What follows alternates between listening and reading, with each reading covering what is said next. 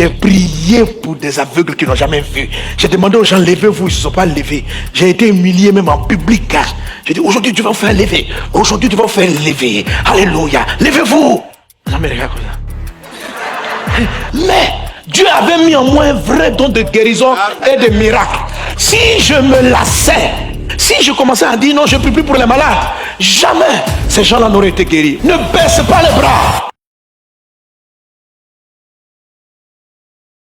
Ésaïe 40, verset 30. Les adolescents se fatiguent et se lassent. La fatigue, c'est quand tu es épuisé, tu n'as plus de force. La lassitude, c'est une forme de paresse. Dieu peut vous donner, par exemple, de créer une entreprise. Mais à un moment donné, c'est votre entreprise qui va dominer, hein, mais ça vous lasse.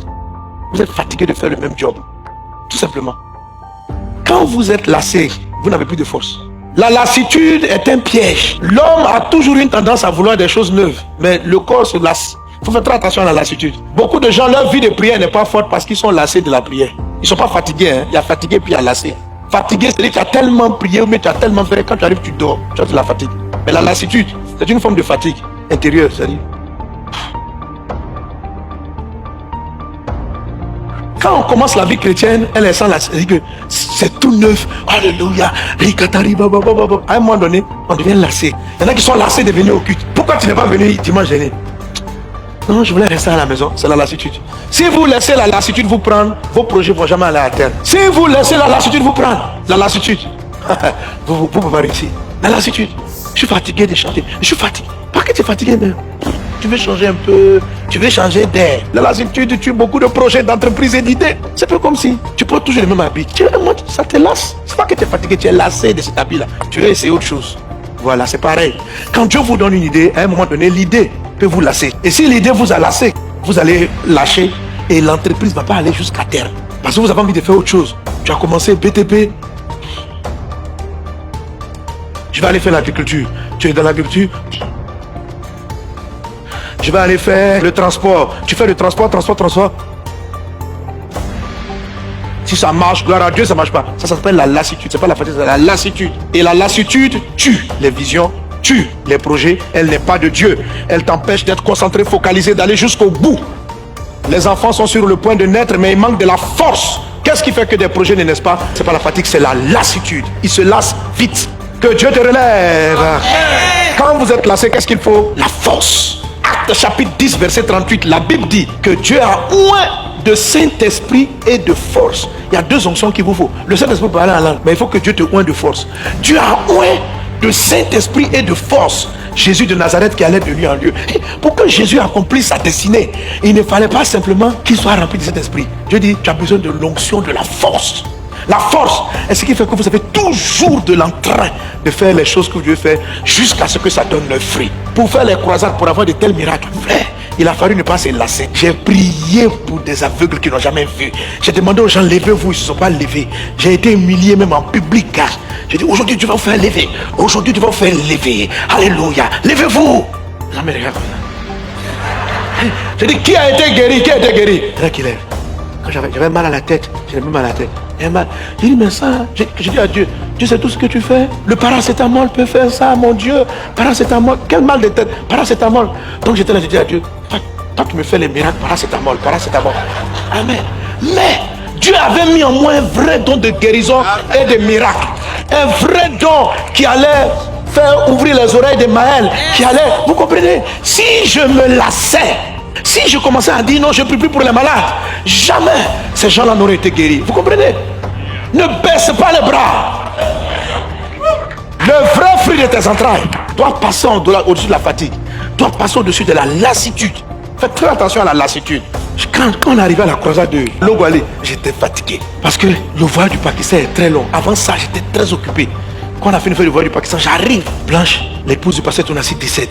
Je prends l'avion en même temps. Je vais au Congo, gérer tout ça. Et puis il a fallu revenir pour le culte. Puis en même temps, à la croisade. Quand je monte sur l'estrade, aujourd'hui là, ça sera Dieu. Et je me souviens du message. Ne t'appuie pas sur ta force. Et j'ai dit, Dieu, je n'ai plus de force. Quand j'ai fini le programme, pasteur Moustapha qui était à côté, il a dit, quand il m'a vu fatigué, il dit, aujourd'hui ça va être trop grave. Il dit, parce qu'il sait que je vais faire la prière de récupérer la force de Dieu. Paul dit, quand je suis faible, c'est là que je suis fort. Donc, moi-même, Et ça, je vous ai dit ça dimanche dernier. Amen. Il dit, je me réjouis de mes faiblesses. Il faut faire très attention. Quand vous vous sentez faible, pour que vous déclenchez la force du Saint-Esprit qui est en vous, il ne faut pas déprimer de la perte de votre force. L'apôtre Paul dit, ma grâce te suffit car ma puissance s'accomplit dans la faiblesse. Je me glorifierai donc bien plus volontiers de mes faiblesses. Autrement dit, quand on est fatigué, on a tendance à déprimer. La dépression ne peut pas permettre que la force du Saint-Esprit vienne prendre place. Il faut utiliser la méthode de Paul. Quand vous vous sentez fatigué, commencez à sourire. Vous dites, ah, la force de Dieu arrive. Ouais. Si vous êtes là, je suis fatigué, je n'en peux plus. Oh, il faut que j'arrête, il faut que j'aille me reposer. Mais là, tu ne peux pas te reposer. La croisade est déjà lancée. La foule est venue. Que fais-tu? Physiquement, c'est logique que je sois fatigué. Après des voyages de près de 2 jours, c'est loin le Pakistan, d'aller au Congo, aller soutenir ton frère, traverser les embouteillages de Kinshasa. Et tu reviens samedi et tu dois faire le culte dimanche. Et lundi, mardi, tu dois reprendre la route, aller faire une croisade de 4 jours d'affilée. Dans la journée, il y a séminaire pour pasteurs, visite aux autorités. Vous comprenez, j'ai fini la croisade samedi. Les 4 jours, j'ai fini la croisade samedi. Là, tu vois, je suis debout depuis 4 heures. Amen. C'est un enchaînement. Mais c'est parce que ce n'est pas ma force. C'est ce que je vous explique. Ce n'est pas ma force, ce n'est pas naturel. Donc arrêtez de vous appuyer sur votre force. Appliquez Ésaïe 40. Il dit, même un jeune homme le plus fort, il finit par se fatiguer. Même les jeunes gens les plus durs, ils finissent par se lasser. Mais ceux qui s'appuient sur le Seigneur renouvellent leur force. Il y a une différence entre restaurer tes forces et renouveler tes forces. L'Éternel est mon berger, je ne manquerai de rien. Il restaure mon âme. Ça, c'est la restauration. La restauration, c'est réparer. Mais ce qu'il fait, ce passage, c'est pas restaurer, c'est renouveler. Si je dis je vais renouveler ton téléphone, est-ce que ça veut dire que j'ai réparé ton téléphone? Ça veut dire que je te donne un nouveau. Renouveler, c'est-à-dire Dieu va te donner une force qui n'est pas celle que tu avais avant. Donc, j'étais épuisé, mais le message était fort dans mon esprit. Paul dit, je me réjouis de mes faiblesses. Donc je dis, papa, je suis fatigué. Puis je te laisse par terre. Mais ta force arrive, ta force arrive, ta force arrive. Bah! Comme il s'est levé comme ça. Oh! Les paroles de connaissance. L'onction est venue sur moi. Parce que quand vous êtes fatigué, vous n'avez pas beaucoup d'onction. La fatigue tue l'onction. Si tu es fatigué, Dieu va t'utiliser. Donc avant d'aller monter sur l'estrade, je dois dormir. Et des fois, je n'ai pas le temps de dormir. Et là, continue ma force. La force de Dieu ne se mélange pas avec la vôtre. Elle a besoin que votre force finisse pour prendre les relais. Les deux ne se mixent pas. Si il y a une force qui vient sur votre force, c'est qu'elle vient restaurer. Ça, c'est bon aussi. Mais la restauration même, un téléphone restauré, c'est fatigant, non? Ok. Donc, il faut passer au renouvellement. Le renouvellement, c'est quand tu n'as plus d'idées, tu es lassé, tu n'as même plus envie de prier, tu n'as plus envie de faire quelque chose. Ça, c'est bon. Maintenant, si tu arrives à ce niveau, ne déprime pas. Si tu déprimes, la force ne vient pas. Si par contre, tu fais comme Paul, je me réjouis quand je suis faible, parce que je sais qu'il vient me donner sa force. Et par anticipation, je le célèbre, parce que quand je suis faible, c'est là il est fort. Alors à cet instant précis, une autre puissance vient.